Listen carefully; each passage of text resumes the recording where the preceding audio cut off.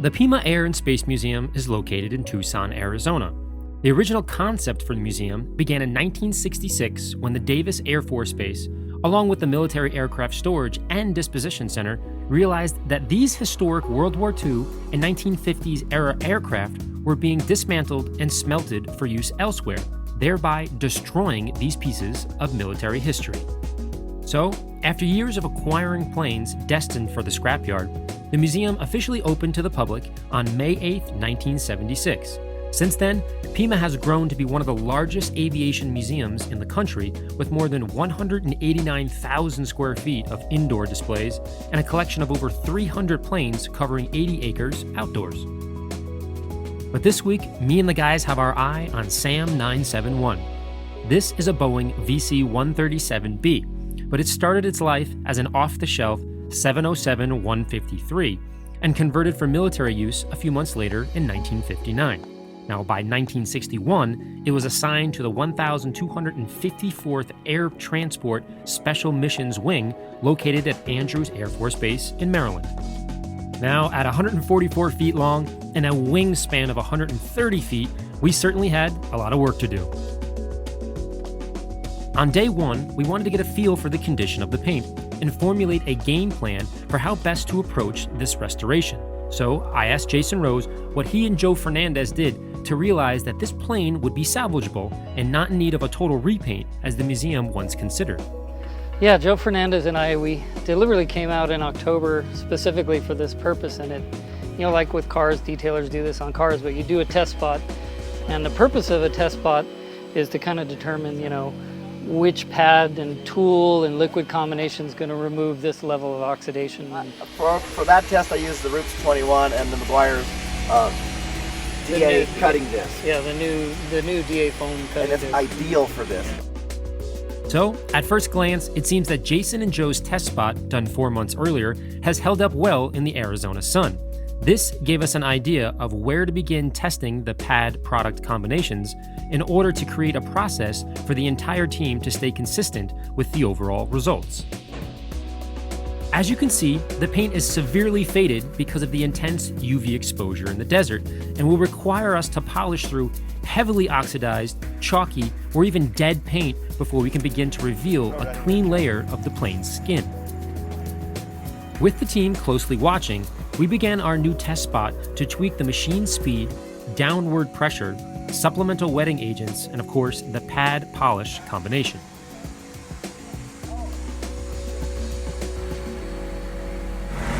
Kevin is priming the pad right now. We did one test section, and it looks pretty good. Did a few other ones, and we changed some variables. It didn't look quite as good, so we're gonna go back and repolish it just to kind of figure out what we're gonna do tomorrow and what method works, and then we're gonna duplicate that method with everybody on the plane here. So that's what Kevin's doing right now. While Kevin and the team finalized our polishing approach, I got a chance to speak with the executive director of the Pima Museum, Scott Marchand.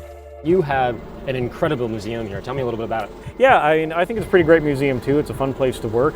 We're one of the top air museums on the planet. We've got nearly 320 aircraft out here on 80 acres. Diversity in the collection unrivaled by anyone outside of the Smithsonian. So it's a bit overwhelming when you walk in here. You're like, oh my gosh. Every plane that I think I've ever dreamt about as a kid is here. Well, good. Then we're doing our job right. It's just we got to keep up on top of it. Yeah, no, it's a real passion and labor of love for everybody involved here. This one really, like I say, it was effectively an Air Force and political airliner for most of its life, and it has, I guess, 3 historic distinctions associated with it. After the Iran hostage crisis came to an end in 1980. Many of you may have seen the recent movie Argo, that kind of fictionalizes the based on the release. Story. In January 1981, this airplane transferred the 52 American hostages from Tehran to Rhein-Main Air Force Base in Germany, and then to Stewart Air Force Base in New York a few days later upon their release. So then for another 10 years, it basically did the same type of mission it had been before. The Gulf War ended in 1991. There were a small number of prisoners of war taken by the Iraqis during that conflict, and this airplane had the distinction of repatriating the 20 American military hostages after that conflict. That mission was given the designation Freedom 1, similar that it also carried in 1981. So 10 years later, was doing the exact same mission from That's unbelievable. the neighboring country in the same part of the world. That is unbelievable. Yeah, and then it briefly, for one episode in 1998, carried Air Force 2 designation. Vice President Al Gore flew on it for some media tours, and shortly after that trip concluded, it was retired across the street from us here. It was originally intended to be subject for parts reclamation to support other aircraft of its type in the fleet. However, we put a request in it with the Air Force Museum at that time for representation in our collection. They immediately agreed, and shortly thereafter it arrived here and it's been on display ever since. And now it's getting clean. Now it's getting clean. It's it's an awesome thing for us to have happen. I mean, one of our biggest challenges out here is keeping the aircraft looking great, and our enemy is the sun. I'll tell you right now, man. Yeah, Woo, it's feeling yeah, hot. I know it's hot. It's high UV, so paint and rubber are a real challenge out here. Some of the paints, depending on their era, they last for decades. Others not so much. This airplane here was probably last painted in the early 1980s. So this is the first real sort of intensive attention it's had since then. So we're really grateful for all the effort that's going into bringing it back up to its glory. There's 15 guys back there that are doing all the heavy lifting. So. Yeah, no, it's a really spectacular thing to see. Woo! That's a shoulder workout on that. All right, guys, come over here. As day one comes to a close after a few hours, maybe 3-4 hours, you can see a massive difference, and we're calling this the world's largest 50-50 shot. Clearly, this side we've polished. This side is not polished. We did a little bit over here too. So what we're doing on a plane like this size on day one is just kind of figuring out what's working. And Kevin was working on some different things, 105, 205, which pad, the roops, etc. And we've come up with clearly something that's working. Now we need to do the rest of the plane. As you can see Joe up there, he's figuring out the wing. The wing's a little bit different, a lot more chalk is coming off of that. So lots more to do, but it's gonna be a lot of fun.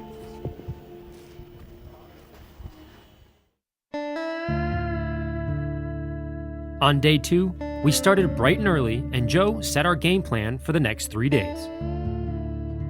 Now, what our plan is, when we get situated at a panel, here, I'll show you right here. On this airplane, it's gonna be, we gotta get to these different areas in the various ways, right? Some, we gotta get on a ladder, we gotta get on the lift, we gotta have harnesses on. So when you make it to a panel, it took some time to get to that panel. So when you're there, we're gonna do 3 things while we're there. We're gonna clean it with our waterless wash. We're gonna polish it and restore that paint. And then we're gonna do the spray wax, the D156, and it's done. That panel is done. Now when we move away from that panel, there's no reason for us to go back and mess with that panel. You understand what I mean? All right, guys, check this out. This is the staging area before we go out and work on the plane. Of course, we have rotary polishers, we have the Roops polisher, we have the MT300. We have this contraption that Joe created, which is pretty cool. It's a stand-up polisher where the rotary is down here, so you don't have to bend over, and if you're doing a wing, let's say. So we're going to talk to him a little bit about that. But this whole section is the guys come in here and get all their tools and then run back out to the plane. We got microfiber towels, we got McGuire's cutting pads, we got 205. Look, we got wool pads everywhere, metal polish.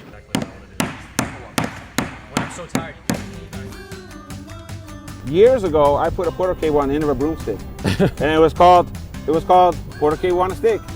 Yeah, and we'd go and we'd do RVs with it, and we'd have to go up and down a ladder. Yeah. Because if when you do an RV, you got to go up a ladder and you do a spot, you reach this way and you reach that way.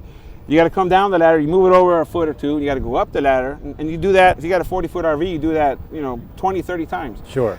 I was thinking there's got to be a better way, and we've detailed airplanes.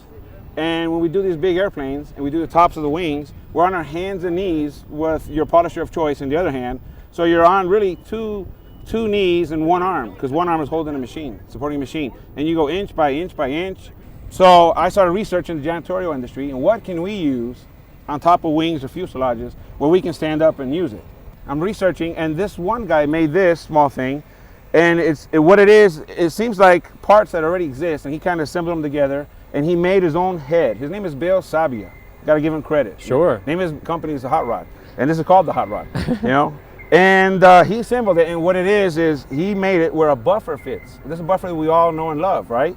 And he manufactures, I think, or he sources a scrub brush that goes on a rotary buffer. And he says, what do you guys clean? You know, what's the name of your janitorial business? I'm an auto detailer. And he's thinking, well, so why are we even having a conversation? I go, because that's a buffer, a machine we use, and I'm going to put that on there. I'm going to, you're going to buff cars with it? I said, no, we're going to do airplanes.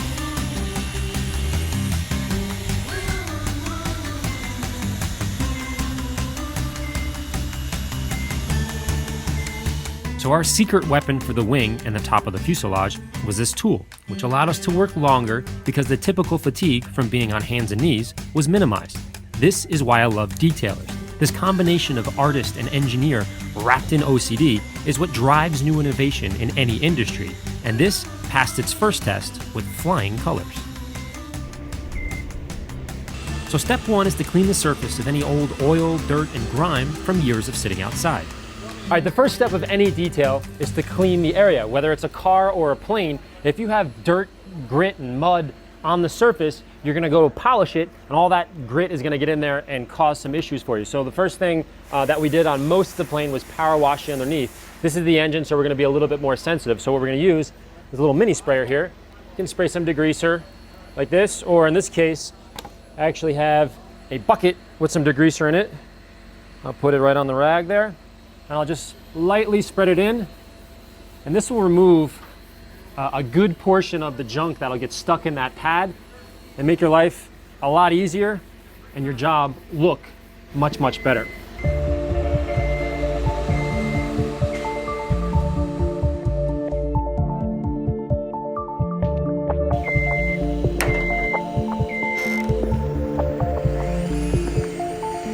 All right, Kevin, so obviously step one was to clean it and to basically take off all the grease, et cetera, et cetera. So when we're polishing, it doesn't get into the pad. So step two, tell me a little bit about the process. Well, once again, like you said, we wiped off any loose debris, but there's a lot of chalkiness there. Still. Absolutely. A lot of oxidized dead paint sitting on the surface. Mm-hmm. So we did a couple of different procedures. One of them was with a compound, which cuts quickly. However, in this case, it was cutting so rapidly, it was mucking up the pad. Gumming it up. Couldn't continue to cut. Sure. So we switched to the ultra finishing polish, the M205 that you're familiar with. Yep. And it's a much more wet, longer lasting formula. And so it works perfectly with the DA foam disc, Yep. which you can see how much oxidation paint residue we're removing, because this is the original color. Yeah. Right. So this has worked out very well. So I'm just doing a pretty good application of the 205. And then just working in the area, keeping it wet and fluid. Okay, let's take a look. Yeah. You're at speed on what? I'm on 4 right now. Okay. That's a little high, so there we go. So 3.5? Yeah, 3.5, and it's working really well. Notice his arm speed. He's not really moving back and forth really fast. I dropped it down to 3. And now he's moved it down to 3, so. That's comfortable and easy to control, and look at it cut. I mean, it's spinning. Oh, it's spinning plenty, so I'll do another pass. And look at the size that he's working. The size is very small. He's not going from here to here. And that's cleaning up really nice. Yeah. And this pad's fairly new, so it's really moving well. Now think about the size of this airplane. If you're doing a little 1x1 or a 2x2 spot, this is why you need 15 guys to do something like this. Now at that point, it's still fluid on the surface. If I wanted to continue to polish, the abrasives and the buffing liquid itself still in good shape. It just got a lot of paint residue. So if I wanted to get that to transfer back onto the plane, I just would do a spritz of water. That's probably too much, but that's okay. It'll evaporate. We are in the desert, so. Right. So see that? Pull it out. Yep. And I can continue to polish. Now you would expect that when you do that, because you've got a lot of debris in there, paint residue, it would scour a little more. We'd expect that. So my final pass, I'll clean the pad and do a final pass. Okay, so that was a supplemental wetting agent that we talked about in the F40 video as well. Obviously, we're still doing it on the plane.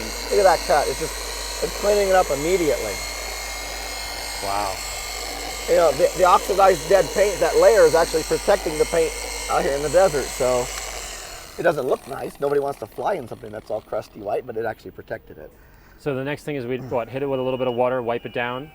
We would do that, In this case, yeah, let's do that. So just kind of remove any of Just the remove any of the excess standing remnants. Yeah. And then we're actually going to go with a mist and wipe paint sealant. That's actually very durable. And it has good cleaning properties. Sure, too. sure. Boom. And that's it. And that's it. One last wipe and that's it. Look at that. I mean, clearly the difference is Slick. No you more. know, night and day. I mean, look at this over here versus this over here.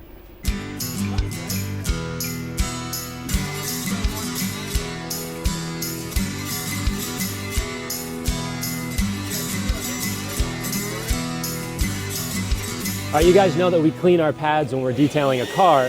Same thing is true for a plane. So Eric and Paul here are doing this process where they're removing all the excess residue. It's vital for a clean process. During the course of the week, Paul washed 85 pads and 500 towels almost every hour because of the extreme residue we were removing.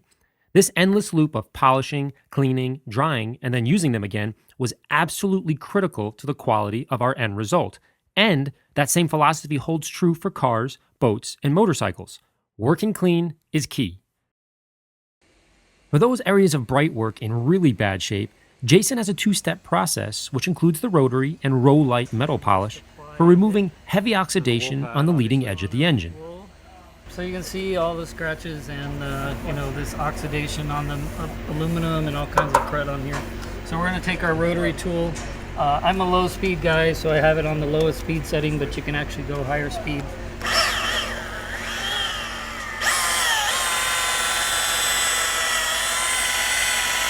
And so this black color is normal, right? Yeah. Yeah, what that is we're actually, this is actually the oxidized the top layer of this aluminum. Basically that the you're dead pulling stuff off. coming Yeah. off. So you're pulling that off. And now what we do is wipe off this residue, Oh, wow. and you can see a Considerable difference from here to here. from here to here. So, but it still is not where we want it. Mhm. You know, this is considered, like I said, a rough cut. I'm gonna hit it one more quick pass here. Just wanted to get that other edge a little better. So, then we're actually going to switch to a DA polisher. This is the new Meguiar's MT300. And we're also using a DA foam disc. It's a cutting disc for removing defects. Sure. And a ultimate polish for removing the rest of this. Yeah, I can see little fine stuff here that I Yeah. think this will be a little better for. We're gonna go down to So what speed? I'm gonna be at like 3,800.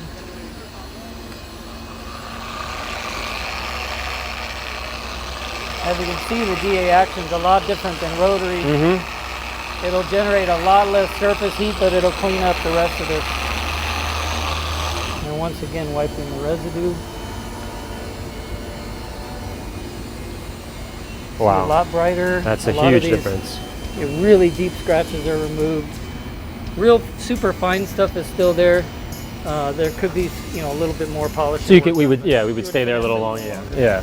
But as you can see, just an absolutely huge difference. So this is a process we're going to do, a two-step process on the entire bright work. All the uncoated aluminum surfaces everywhere, yeah. This is going to look amazing. Yeah.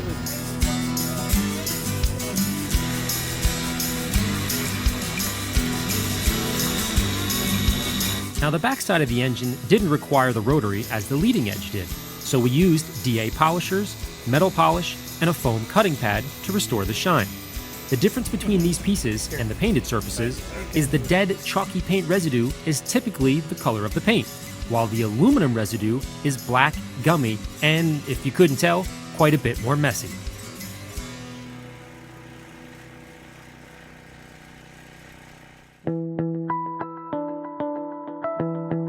On day 3, we received our special articulating boom to hoist us up to the highest point of the plane, which of course is the tail section. For that, I wore my full body harness and fall protection gear we were trained to use the morning of day 1. This was a 3-hour class taught by an OSHA certified trainer to educate us on how to work safely at these heights. We even discussed extension cord management because we needed hundreds of feet of power cords for our polishers. Very intensive class and well worth the training. As Jason and I worked our way to the top of the tail, the magnitude of this experience began to hit me. We were polishing the American flag on a plane that brought our hostages and POWs back to the United States after captivity. This was the first American symbol they would have seen in months or even years. So to bring it back to its original condition was a special moment for both of us.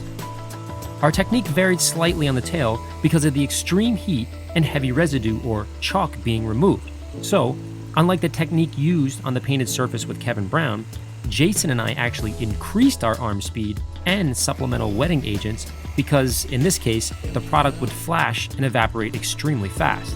So our technique had to be adjusted for the extreme environment and the substrate being polished, leading us to slightly alter the original plan on this particular area of the plane.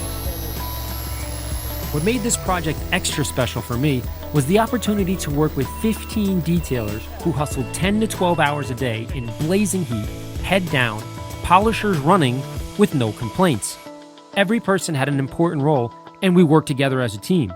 The journey was well worth the effort, and I'm grateful to be a part of this dedicated group of detailers. As you might imagine, there's a lot of different colors and sections on an airplane, especially one this big. For us, we were in charge of polishing and cleaning this blue area. Now, if you notice, this doesn't really look all that great. And the backstory is the curator of the museum said, hey, we're about to repaint this entire plane. And Joe and Jason came in, and I think we talked about it before, they did a little test panel. And the test panel came out and it looked just like this. So the curator said, this looks amazing. I want you guys to do the blue underneath, the tail, and the tops of the wings, but this section here, we're gonna repaint. So they're gonna do that next week. Then they're also gonna repaint the gold flake that goes all the way along the outside of the plane. So it's getting a full detail and a new paint job. So we're rounding third, and it's almost there.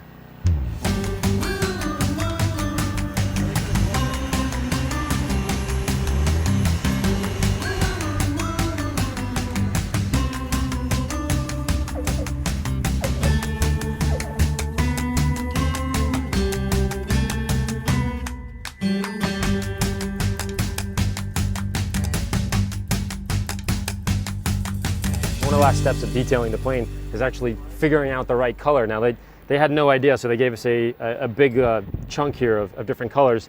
So I'm trying to look in the shade over here and in the sun and see which one has the right tone for this plane. Now remember, this has been so faded, so we're kind of eyeballing it right now.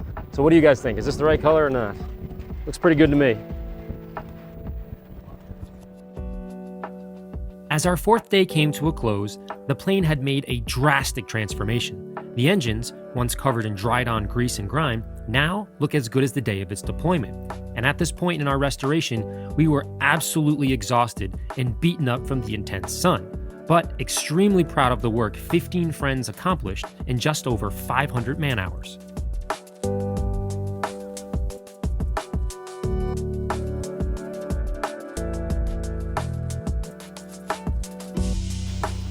Well, we're just about done with the restoration of Freedom 1, and I have to tell you, the transformation is night and day. But I wanted to give you guys a little perspective on all the tools we use to clean this plane. So this is about 500 dirty towels that we use, and we wash them multiple times. We used 85 to 90 polishing pads, 20 different machines, and I can't even tell you how many gallons of product to clean this piece of American history.